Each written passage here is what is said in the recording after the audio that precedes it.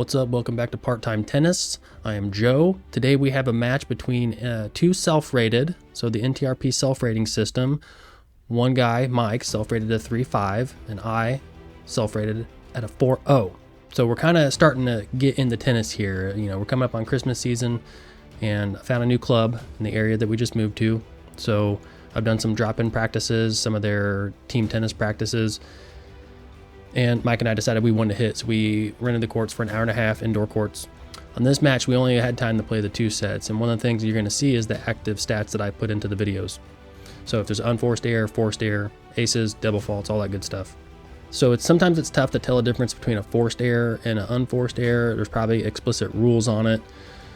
But, you know, if I had to struggle to get to a ball and I kind of flubbed it, he didn't hit a winner, but he put the pressure on me, so I wasn't able to make the shot. That'd be a forced error. Now, when it comes to serve, since the serve is not a typical rally, what I've objectively kind of just put in here, so that's why you might see more forced errors.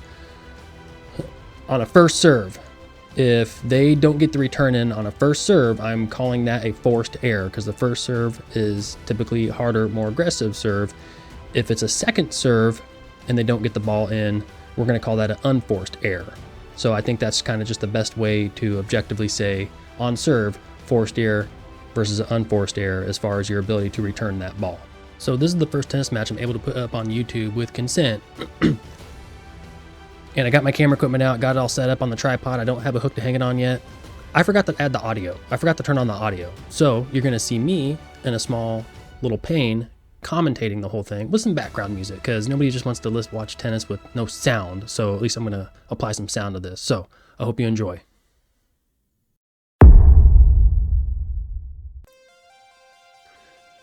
So I am on serve first. You can see the active stats up there.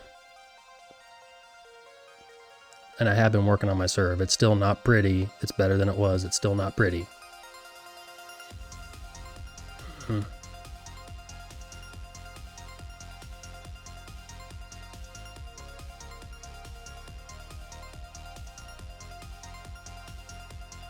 Okay, so if all the points were going to go that long, I'd get tired real quick. And I like having the active stats up there because it lets you see, you know, really how you did. And it takes a lot of work to put those up there manually. Oh, poor Mike, I hit the let cord and got the point off of it. So technically that was a winner. Second serve. Yeah, we're just focusing on trying to get the arm straight up. Now, I consider myself an aggressive baseliner.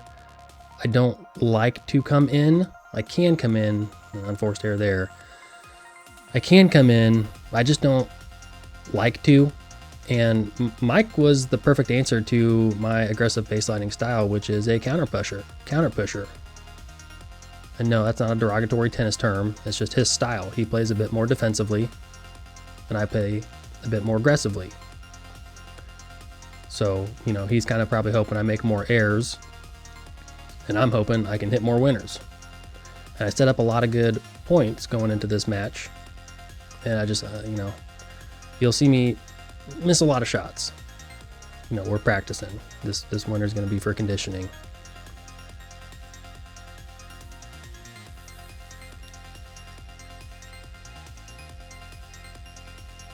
Oh yeah, inside out forehand. That was a let there, I believe.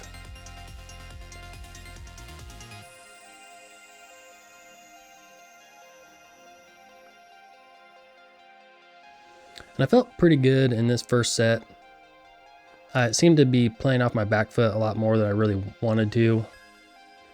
And I was not able to put the depth on the ball as consistently as I wanted. So one of the strategies I do try to employ when I'm hitting the ball well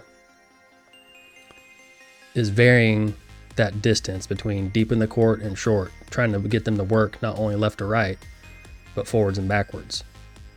And, you know, with myself being in my late 30s, Mike being in his early 40s, you know, making somebody work at that age, at our ages, can be pretty helpful to winning a match. Man, we all do that. The easy shot right into the net. So Mike and I are both members at this club. Mike's actually filling in for team tennis for this season. And then I think there's 2 teams there.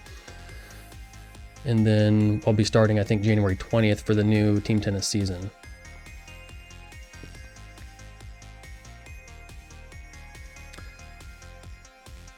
Yeah, you're going to see a lot of unforced errors from both players in this set. But when we're out there, it just didn't seem like Mike missed a whole bunch. You know, looking back in retrospect on the camera and watching it, it's like, okay, I missed a bunch. He did miss a bunch. But when you're out there, it just feels like he was getting everything back, trying to make me play one more ball. And a lot of times, look at that shot. Good inside out. He had the answer.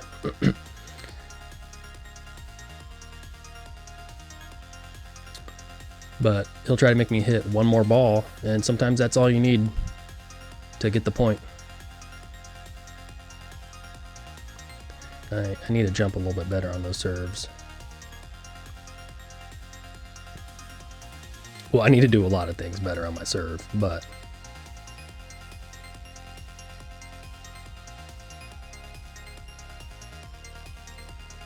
and there was the first double fault for me.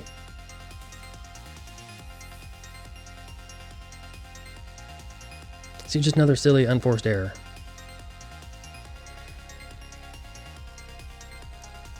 Hey, real quick, if you liked the video, hit that like and subscribe button. Go ahead and tell me, do you like the active stats or not? I feel like I like them a lot, but tell me in the comments down below. Thanks.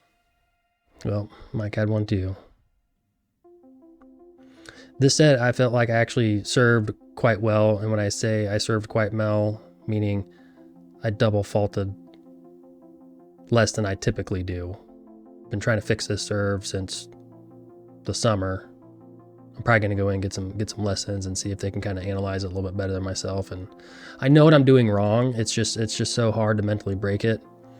I got another video, I'll link to it after this, that is watching, you know, it's going through like 10 or 15 days of me trying to improve my serve. So me just playing on the back foot. I need to step in and get it and apply a bit more power. Yeah, just flat-footed it and didn't get it. So that one was long. There are times where it looks like it is in on camera. I'm not going to try and cheat anybody on calls.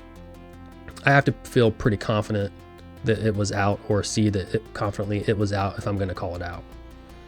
You'll see here that Mike gave me a couple ones that were definitely out. And, you know, just any recommendation on, I mean, that was actually a good shot that Mike just gets back. Then we were able to wrong foot him when he was running back. But any recommendation, you know, if somebody who's playing, or, you know, especially on serve or something, and they play it, like, just assume it's in. You know, if you're on serve and you saw it out and they play it, just play it, because you won't be as frustrated when you're saying, you know, oh, that serve was out. Just go play it. You know, Mike and I aren't trying to cheat each other here. We're just out here playing tennis.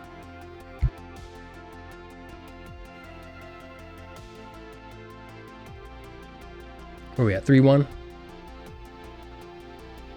Second serve.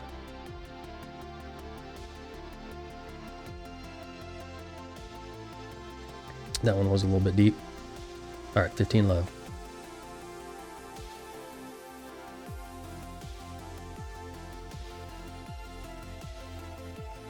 Another double fault. And you can see in the active stats there, it's, I mean, honestly, it's pretty close aside from the unforced errors, which is why I'm ahead right now. And Mike was he just would get to all these balls. I just don't know if I feel like it feels like I'm hitting it harder when I'm out there on court. But when I watch it, you know, he had time to get there. So I probably need to flatten my shots out a little bit more on that forehand side. I've always just kind of hit a real heavy topspin, and I whip my arm through it like that. And I need to develop kind of a slapping shot, just more flat. So look at that whip through. And that whipping motion is not bad, but you know, if I'm going to arch the ball like that, it gives them more time to get to it.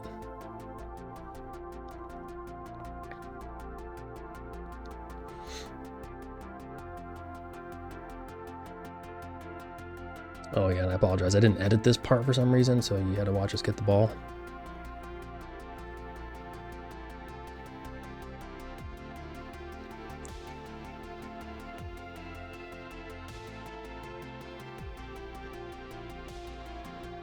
And just in case you're wondering if my first serve and second serve look the same, they do. It's the same thing right now. I'm not, like, I'm really trying to get better arm motion, and it's just trying to get it in. Chasing this down. Not a bad lob. Mike's able to reach and get it. See what I mean? He's just getting all these balls back. And then I hit it out.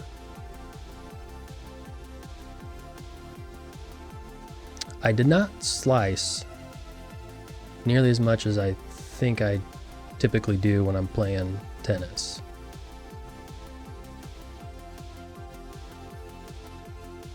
That's tough double fault. Oh yeah, that one was an ace. I'm such a horrible return to serve. I need to work on that.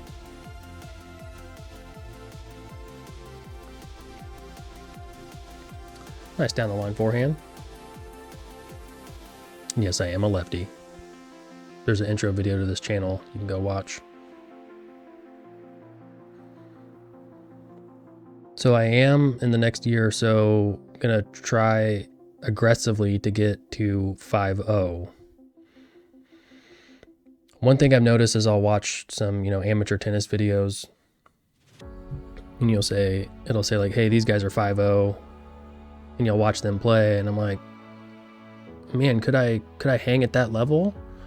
And then you'll watch like some 4 or 5s play and be like, man, those guys would kill me. So it does seem to be, at least with NTRP, the USTA, it's not a USTA like 4-5. It's NTRP 4-5. USTA is the organization. NTRP is the rating system. So, but it does seem to be kind of regional in the sense of a 4-5 from, let's say, region 1 is definitely not a 4-5 in region 2. And that's just based on, I try to off-foot him there and get him off guard, but that's just based on what I've seen on YouTube watching these videos. Well, not this video, but other videos. But I'm happy to have found a good club that has a lot of different things going on for it. It's expensive. Not only do you have to have a membership, the membership gets you discounted court fees.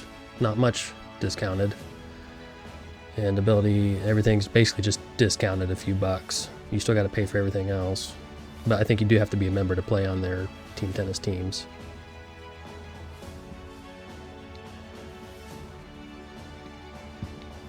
So we're at 5-2 in the first set. And you'll have to watch the next video for the second set.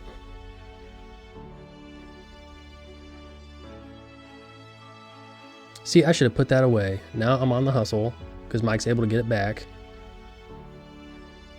Yep. Hustling again. Well, at least I got to it. Yeah, and he just, easy put away for him. Good stuff.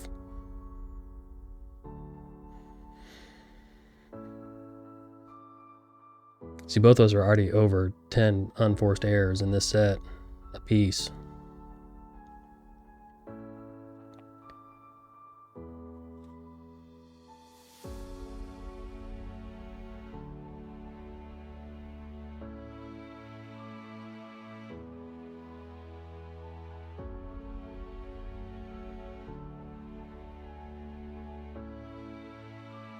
All right, come on, Joe. You got something you can do here. Second serve. Do something with it.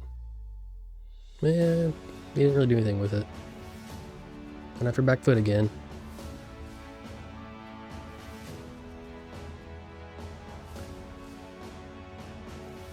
And I'll tell you something at the end of this video as to why my shots get shorter and shorter throughout the match, or at least they seem to be.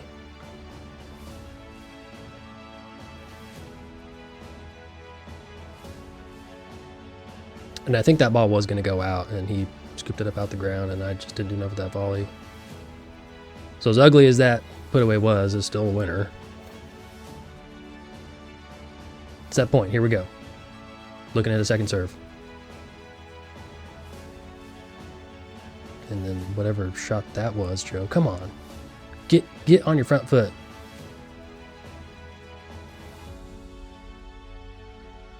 There we go. All right, we got the first set.